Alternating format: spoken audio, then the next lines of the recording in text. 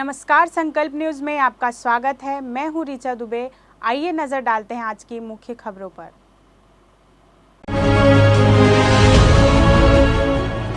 पद्मश्री फुलबाशन यादव अपहरण मामले में 5 आरोपी गिरफ्तार।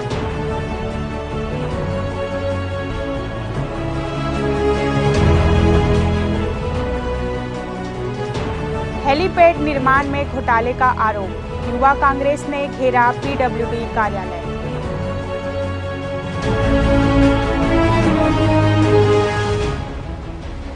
और विधायक देवेंद्र यादव ने मांगी पद्मश्री फुलबाशन के लिए सुरक्षा।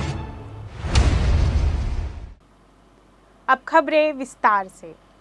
पद्मश्री फुलबाशन बाई यादव के अपहरण मामले में पुलिस ने 5 आरोपियों को गिरफ्तार किया है। इन आरोपियों में 2 महिलाएं और 3 पुरुष के खिलाफ विभिन्न धाराओं के तहत कार्रवाई की गई है। वारदात के बाद पद्मश्री फुलबाशन यादव को सुरक्षा प्रदान की गई है। महिला सशक्तिकरण और स्वयं सहायता समूह के क्षेत्र में कार्य करने वाली पद्मश्री सहित सैकड़ों पुरस्कारों से सम्मानित फुलबाशन यादव के निवास सुकुल देहान में मंगलवार की सुबह लगभग 10:30 बजे बेमेतरा जिले की युवती खुशबू साहू और अन्य के द्वारा एक दिव्यांग महिला के साथ फोटो खिंचवाने के बहाने उनका अपहरण कर लिया गया। चिखली पुलिस चौकी द्वारा ट्रैफिक चेकिंग पॉइंट लगाए जाने से पुलिस ने अपहरणकर्ताओं को रास्ते में ही पकड़ लिया। इस मामले में प्रेस कॉन्फ्रेंस करते हुए पुलिस अधीक्षक अंकिता शर्मा ने बताया कि मंगलवार की सुबह 11 बजे गटला रोड क्षेत्र में वाहन चेकिंग की जा रही थी। इस दौरान एक संदिग्ध स्कॉर्पियो वाहन दिखने पर वाहन की जांच की गई। जांच के दौरान पीछे बैठी एक महिला की स्थिति असामान्य और संदिग्ध प्रतीत हुई। पूछताछ करने पर वाहन में सवार व्यक्तियों द्वारा महिला को मिर्गी का मरीज बताते हुए पुलिस को गुमराह करने का हर संभव प्रयास किया गया, किंतु पुलिस टीम की सतर्कता एवं संवेदनशीलता अनुभव के चलते स्थिति को भांपकर तुरंत गंभीरता से पूछताछ किया गया। इसी दौरान महिला द्वारा साहस दिखाते हुए पुलिस टीम को सहायता हेतु इशारा किया गया, जिसके बाद पुलिस टीम द्वारा तत्काल हस्तक्षेप करते हुए सभी व्यक्तियों को वाहन से नीचे उतारकर बारीकी से पूछताछ की गई। जांच में महिला की पहचान पद्मश्री फुलबाशन बाई यादव के रूप में हुई, जिन्होंने बताया कि आरोपियों द्वारा उन्हें बहला फुसलाकर वाहन में बैठाया गया एवं जबरन ले जाया जा रहा था। आरोपियों द्वारा उन्हें धमकाते हुए मिर्च स्प्रे दिखाकर जान से मारने की धमकी भी दी गई थी। आरोपियों द्वारा महिला समूह एवं अन्य कारों को लेकर दबाव बनाया जा रहा था। पुलिस टीम की त्वरित कार्रवाई एवं सजगता के कारण पीड़िता को सुरक्षित मुक्त कराया जा सका। 5 मई को आप सभी को ज्ञात है कि माननीय फुलबाशन दीदी के अपहरण का प्रयास बेमेतरा के कुछ लोगों के द्वारा किया गया था, जिसे राजनांदगांव पुलिस की सतर्कता और सजगता के साथ उसे विफल किया गया है। घटना को अंजाम देने से पूर्व ही घटना को जो है विफल कर दिया गया। तो इस संबंध में बताना चाहेंगे कि कुछ महिलाओं के द्वारा उनके घर जाकर के सेल्फी लेने की बात पे, जो कि उनकी पूर्व में परिचित थी, उनके द्वारा स्कॉर्पियो में बैठा करके उनके अपहरण का प्रयास किया गया। आगे जिस प्रकार से ट्रैफिक की जो चलानी कार्रवाई सीट बेल्ट के ऊपर चल रही थी, उस पे इंस्पेक्टर नवरत्न कश्यप के द्वारा उस गाड़ी को रोका गया और गाड़ी को रोकने पर सीट बेल्ट नहीं लगाने पर ड्राइवर को चलान हेतु नीचे बुलाया गया। नीचे बुलाने पर जब आगे की कार्रवाई कर रहे थे तो उसमें पता चला कि पीछे कोई एक महिला है जो कि छटपटा रही है और वो गाड़ी से अपना पैर भी बाहर कर रही थी 1-2 बार, जिस पर से और संदेह उत्पन्न हुआ। और उस पर जब सामने जाकर के चेकिंग की गई और सभी लोगों को उतारा गया तो उनके द्वारा बताया गया कि कोई उनकी बहन है जिसे मिर्गी का दौरा आ रहा है और उन्हें अस्पताल लेके जाया जा रहा है। और उस पर से जब उन्हें विश्वास नहीं हुआ इस बात पे और थोड़ा शक हुआ तो सभी लोगों को नीचे उतार के देखा गया। उसमें फुलबाशन दीदी जो थी वो भी उसमें दिखी, पद्मश्री फुलबाशन जी। और उसके बाद ट्रैफिक को थोड़ा सा शंका हुई और फिर उन्हें चिखली चौकी ले जाकर के प्रारंभिक पूछताछ की गई, जिसके बाद सुकुल देहान में उन पर एक अपराध कायम किया गया, जिसमें क्रिमिनल कॉन्स्पिरेसी और किडनैपिंग की धाराएं लगाई गई हैं।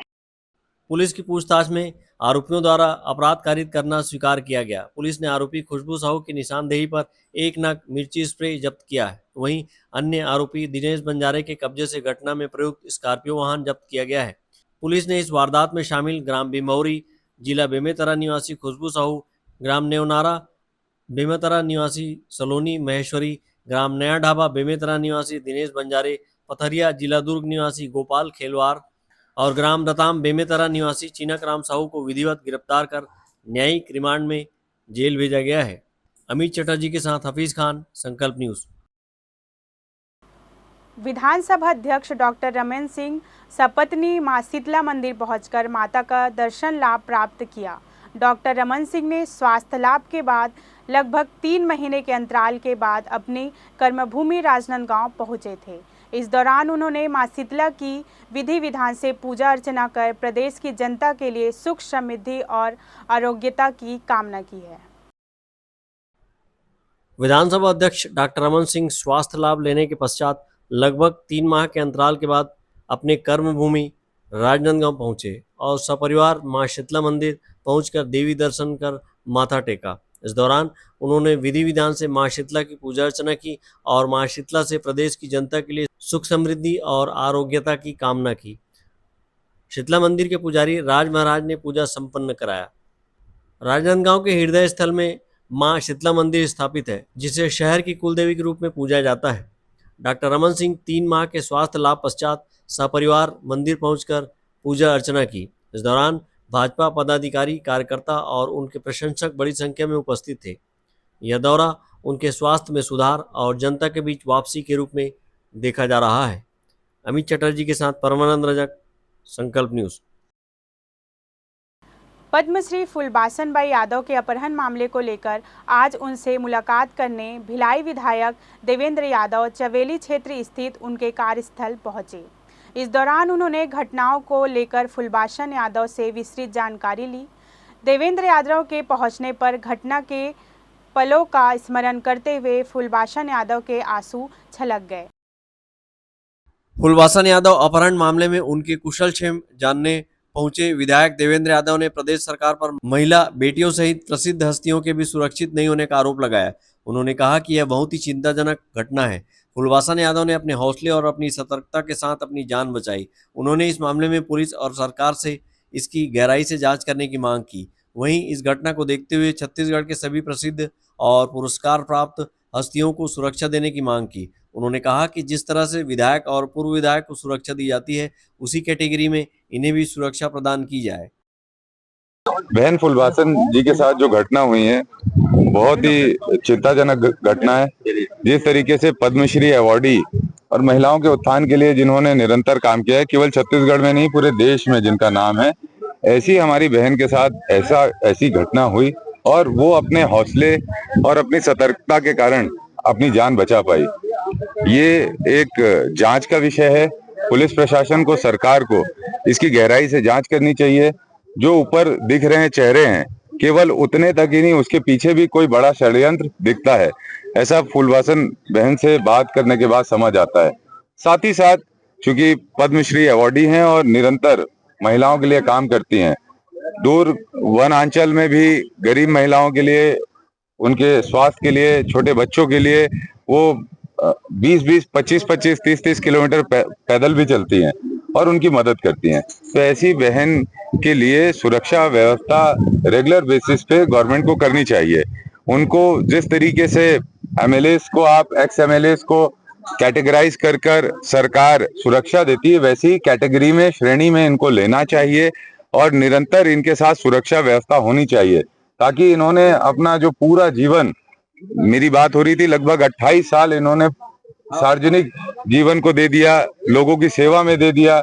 अब बचा हुआ जीवन भी ये सेवा कर सके। आज परिवार डरा हुआ है, समाज के लोग भी चिंतित हैं। सरकार को इसमें जल्द कदम उठाकर हमेशा के लिए एक कैटेगरी में डालकर, लाइक एमएलए, एक्स एमएलए, उनकी सुरक्षा व्यवस्था को सुनिश्चित करना चाहिए। हमारे कांग्रेस के राष्ट्रीय सचिव देवेंद्र यादव जी के साथ आज हम सब कांग्रेस के पदाधिकारी फुलबासन जी से मिलने आए। उनसे जो अपहरण की जो कल घटना हुई, वैसी घटना की हम घोर निंदा करते हैं और फुलबासन जी के लिए सुरक्षा की मांग करते हैं। ऐसे बहुत ही दुख की बात है, एक महिला होने के नाते उनका दुख समझती है, कितना असुरक्षित महसूस कर रही है। हमारे राजनांदगांव शहर में आज महिलाओं की स्थिति बहुत ही खराब हो चुकी है, कहीं भी महिलाएं सुरक्षित नहीं है। पद्मश्री से सम्मानित महिला जो कि 8 लाख महिलाओं का नेतृत्व करती है, महिला समूह चलाती है, आज उस पर अपहरण हुआ, आज उस पर मारने की कोशिश की। ऐसे हमले देख के मन व्यथित होता है, लगता है कि महिलाओं की स्थिति हमारे देश में क्या हो चुकी है। एक सामान्य सी महिला जो महिला समूह चलाती है, आज वो भी सुरक्षित नहीं है। चूंकि पद्मश्री से सम्मानित है तो उनको भी सुरक्षा मिलनी चाहिए, मेरा यह मानना है। क्योंकि जब भी आप राज्य से बाहर जाती है उनको अनेकों सुरक्षा मिलती है, लेकिन हमारे छत्तीसगढ़ राज्य में उनको सुरक्षा नहीं मिल रही है। उनको जिस तरह नेताओं को, बड़े बड़े एमएलए को, सांसद को सुरक्षा मिलती है, उनको मिलनी चाहिए। पर ये सोचनीय है और ये निंदनीय है कि ऐसी महिलाओं पर हमला हो रहा है जो महिला समूह के लिए काम करती है, और उन्हें सुरक्षा प्रदान करनी चाहिए। विधायक देवेंद्र यादव के साथ जिला कांग्रेस कमेटी के अध्यक्ष विपिन यादव, पूर्व विधायक छन्नी साहू, जिला पंचायत सदस्य महेंद्र यादव, पूर्व महापौर हेमा देशमुख, प्रदेश कांग्रेस सचिव मेहुल मारू, युवा कांग्रेस पदाधिकारी मानव देशमुख, विशु आजमानी सहित बड़ी संख्या में कांग्रेस कार्यकर्ता उपस्थित रहे। अंकलू साहू और अमित चटर्जी के साथ हफीज खान, संकल्प न्यूज। अब वक्त है ब्रेक का। ब्रेक के बाद आप देखेंगे पीडब्ल्यूडी कार्यालय का घेराव।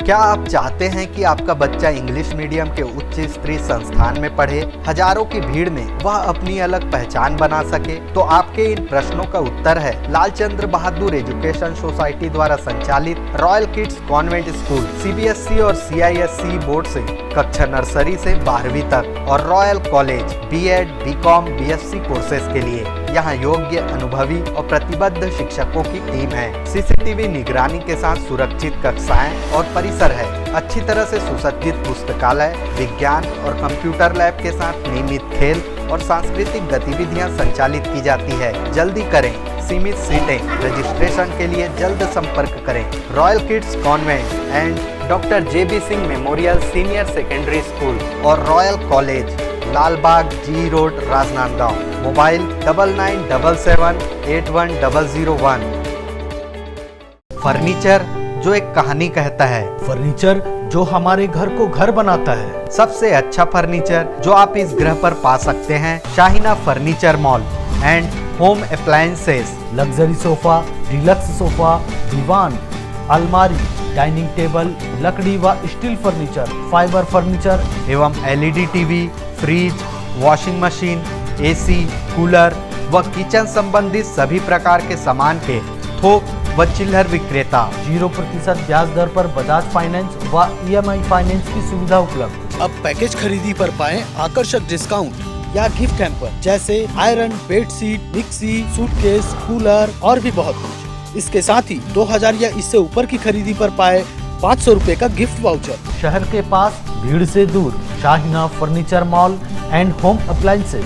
महमाया चौक से 600 मीटर की दूरी पर, डोंगरगांव रोड, गोकुल नगर के आगे चर्च के पास, राजनांदगांव।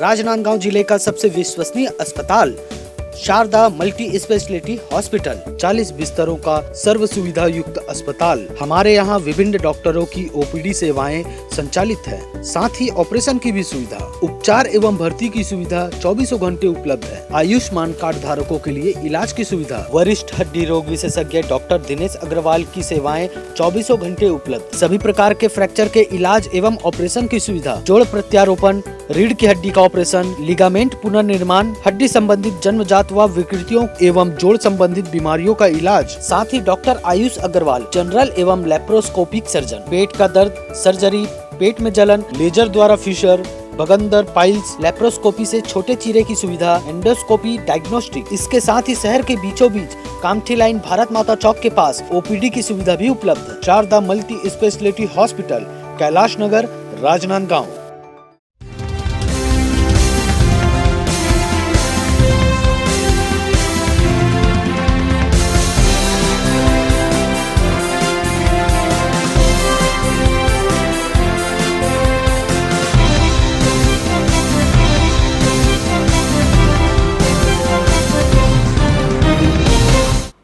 ब्रेक के बाद आपका स्वागत है।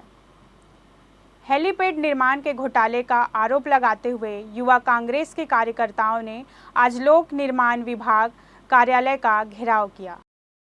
लोक निर्माण विभाग द्वारा पुराने हेलीपैड को नया बताकर भुगतान किए जाने का मामला सामने आया है, जिसको लेकर युवा कांग्रेस के कार्यकर्ताओं ने पीडब्ल्यूडी कार्यालय का घेराव किया। घेराव करने पहुंचे कांग्रेस कार्यकर्ताओं ने हेलीपैड का मॉडल बनाकर प्रदर्शन किया। युवा कांग्रेस के कार्यकर्ताओं ने हेलीपैड निर्माण घोटाले में कार्रवाई की मांग करते हुए ज्ञापन के माध्यम से कहा कि नवंबर 2025 में उपराष्ट्रपति का शहर आगमन हुआ था। इस दौरे को लेकर 3 हेलीपैड का निर्माण कार्य में गंभीर अनियमितता बरती गई। निर्माण कार्य में प्रशासनिक और वित्तीय नियमों का खुलेआम उल्लंघन किया गया। एक पुराने हेलीपैड को ही नया बताकर भुगतान कर दिया गया। वहीं नियम विरुद्ध निविदा प्रक्रिया अपनाई गई।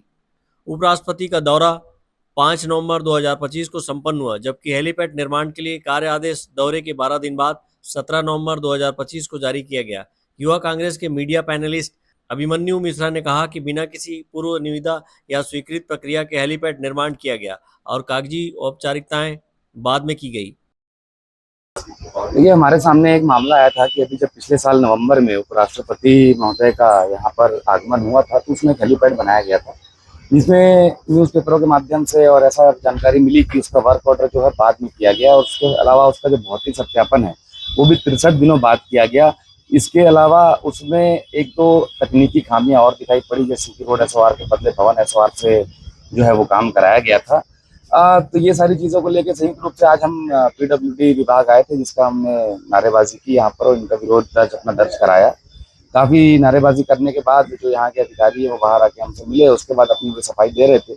उन्होंने कहा है कि आगे चल के जो स्पॉट पर ले जाकर के हमें दिखाएंगे और बाकी भी जो चीज़ें हमारे द्वारा पूछी गई हैं उसके भी हमें बाद में पूरा डिटेल निकला करके हमें बुला करके यहाँ जानकारी दी जाएगी। अपने प्रदर्शन के दौरान युवा कांग्रेस के पदाधिकारी ने कहा कि हेलीपैड जैसे संवेदनशील निर्माण के लिए तकनीकी स्वीकृति रोड SOR से दी गई, जबकि कार्य बिल्डिंग SOR से कराया गया। सुरक्षा मानकों की अनदेखी किसी भी दुर्घटना का कारण बन सकती थी। वहीं निर्माण कार्य का भौतिक सत्यापन दौरे के 63 दिनों बाद 8 जनवरी 2026 को SDO द्वारा किया गया, जो कार्य की पारदर्शिता और सुरक्षा पर बड़ा प्रश्न चिन्ह है। उन्होंने कहा कि पीडब्ल्यूडी द्वारा 3 नए हेलीपैड निर्माण कराए गए हैं। उक्त कार्य लगभग 7-8 लाख रुपए की लागत का था, जबकि एक पुराने हेलीपैड को नया बताकर 13 लाख रुपए का भुगतान किया गया। यह सरकारी धन का सीधा दुरुपयोग और वित्तीय गबन है।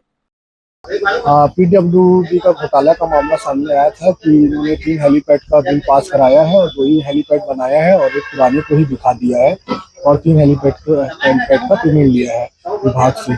उसके बाद उपराष्ट्रपति जी नवंबर में आए थे, लेकिन उपराष्ट्रपति के आने से पहले जो हेलीपैड का वेरीफाई होता है कि उतरने के लायक है कि नहीं है, लेकिन हमारे पास कागज है जिसमें ये इनका वेरीफाई हुआ है जनवरी में, मतलब उपराष्ट्रपति के उतरने के 2 महीना बाद इनका वेरीफाई हुआ है कि उतरने के लायक है कि नहीं। मतलब ये उपराष्ट्रपति की सुरक्षा के साथ बहुत बड़ी इनकी लापरवाही है। तीसरी बात यह है कि जो हेलीपैड होता है इसको हमेशा रोड SIR से बनाया जाता है और ये बना है बिल्डिंग SIR से। इनकी भी एक सुरक्षा की बहुत बड़ी इनकी लापरवाही है। इस पूरे मामले में विभागीय अधिकारियों के मिलीभगत का आरोप लगाते हुए युवा कांग्रेस के कार्यकर्ताओं ने पीडब्ल्यूडी विभाग के खिलाफ जमकर नारेबाजी करते हुए पूरे मामले में उच्च स्तरीय निष्पक्ष जांच कर दोषी अधिकारियों एवं ठेकेदार के विरुद्ध कानूनी कार्रवाई करने की मांग की है। अमित चटर्जी के साथ हफीज खान, संकल्प न्यूज। राजनांदगांव शहर के महेश नगर में पिछले लगभग 6 माह से नाली का पानी सड़क तक आने से यहां के लोग परेशान हैं। बार बार शिकायत के बाद भी समस्या का समाधान नहीं हो रहा है। ऐसे में अब कॉलोनी वासी आंदोलन की चेतावनी भी दे रहे हैं। शहर के महेश नगर के आसपास प्लाटिंग होने के चलते यहां से नाली निकासी बाधित हो रही है, जिसके चलते अब महेश नगर के कुछ जगहों पर नाली का पानी सड़क और लोगों के घरों तक आने लगा है। नाली का पानी जमा होने से लोग बदबू से परेशान हैं। वार्ड के लोगों ने कहा कि दिसंबर माह से नाली का पानी सड़क पर जमा हो रहा है। 2-3 बार नगर निगम जाकर भी शिकायत कर चुके हैं, पर अब तक समस्या का समाधान नहीं हुआ है। उन्होंने कहा कि सड़क पर नाली का पानी भरने से आसपास के लोग बदबू से परेशान हैं, वहीं आवागमन करने में भी दिक्कत हो रही है। महेश नगर निवासी हरीश द्विवेदी ने बताया कि समीप के दूसरे कॉलोनी का पानी आने से दिक्कत शुरू हुई है। वहीं अगल बगल खाली प्लाट के लोगों ने भी अपने प्लाट में समतलीकरण कराया है, जिसकी वजह से अब पानी सीधे सड़क पर आ रहा है। जी, महेश नगर में ये पानी का जमाव जो है, नाली के पानी के जो निकासी नहीं हो पा रही है, वो प्रॉब्लम तो हमारी शुरू हो गई दिसंबर से। 15 दिसंबर को हम लोग पहली बार नगर निगम गए थे कमिश्नर साहब से मिलने के लिए, तो उन्होंने आश्वासन दिया और उसके बाद हम 2-3 बार मेयर साहब के पास भी चले गए, मधुसूदन यादव जी के पास, और उन्होंने भी तात्कालिक व्यवस्था तो की। 1-2 दिन के लिए उस समस्या से निजात मिल जाती थी, लेकिन बाद में फिर वो समस्या फिर से उत्पन्न हो जाती थी। बात यह है कि दूसरे कॉलोनी का पानी हमारे कॉलोनी में आ रहा है, उसके कारण समस्या और ज्यादा बढ़ रही है। क्योंकि हमारे बगल में आप जैसे देख पा रहे हैं कि वहाँ पे जिसका प्लाट है, उन्होंने अपना समतलीकरण करना शुरू किया है, उसके बाद से ये समस्या और बढ़ गई है। आज तो स्थिति ऐसी है कि 2 घरों में पानी भर गया है। मेरे घर के सामने मैं अपनी 4 पहिया वाहन की बात करूं, 2 पहिया वाहन मैं खड़ी नहीं कर पा रहा हूं, दूर में जाके अपने गाड़ियों को मैं रख रहा हूं। और मेरे घर में मेरे पिताजी हैं बुजुर्ग, मेरे बच्चे हैं जो ट्यूशन जाते हैं, उनको भी घर से निकलने के लिए मुश्किल हो रहा है, तो वो जा नहीं पा रहे हैं। जैसे तैसे हम लोग अपने घर से अभी तक फिलहाल तो जा रहे हैं, लेकिन हो सकता है 1-2 दिन बाद हमारा घर से निकलना भी मुश्किल हो जाएगा। और आसपास के 1-2 घरों में मैंने देखा है कि पूरे घर के अंदर पानी चला गया, वो पैसे में पानी खरीद के पीने के लिए मजबूर हो गए हैं। अपने घर का पानी जो बोर है वो पानी चला नहीं पा रहे हैं, क्योंकि पूरा पानी अंदर घुस गया है। महेश नगर वार्ड के प्रज्ञा टांक ने कहा कि नाली का पानी घर के भीतर तक घुसने लगा है और बोर में भी पानी जा रहा है, जिससे बोर का पानी उपयोग नहीं कर पा रहे हैं। पानी 7-8 दिन से हो रहा है, पानी भर रहा है, पूरा गंदा पानी, नाली का पानी अंदर आ रहा है बोरिंग के अंदर। बोरिंग में थोड़ा सा भी गैप है, हल्का सा, तो उसके कारण पूरा पानी, गंदा पानी बोरिंग के अंदर जा रहा है।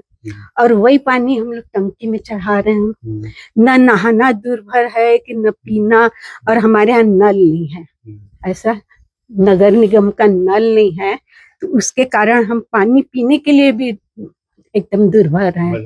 बाजार से हम लोग खरीद के, बॉटल खरीद के ला रहे हैं ऐसा। और 4-5 दिन से इसकी शिकायत वगैरह आपने करी थी, किसी को बताया था नगर निगम को? नगर निगम को तो शिकायत इन लोगों ने किए थे, हम लोग भी गए थे ऐसा, यहाँ पर बीच में आए थे तो, और महापौर से आए थे, उनको भी आश्वासन दिया आपको? हाँ, हो जाएगा, कर रहे हैं ऐसा। दिनों से चल रहा है ये तो अभी चल रहा है, वैसे 4-5 दिन तो हो ही गया है ऐसा। और ये तो कोई उसमें पहल की?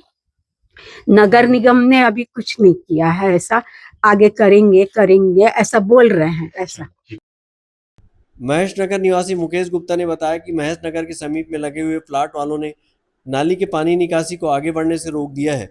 उन्होंने कहा कि यहाँ अवैध कब्जे के चलते भी समस्याएं हो रही है। 1997 से निवास कर रहा हूँ।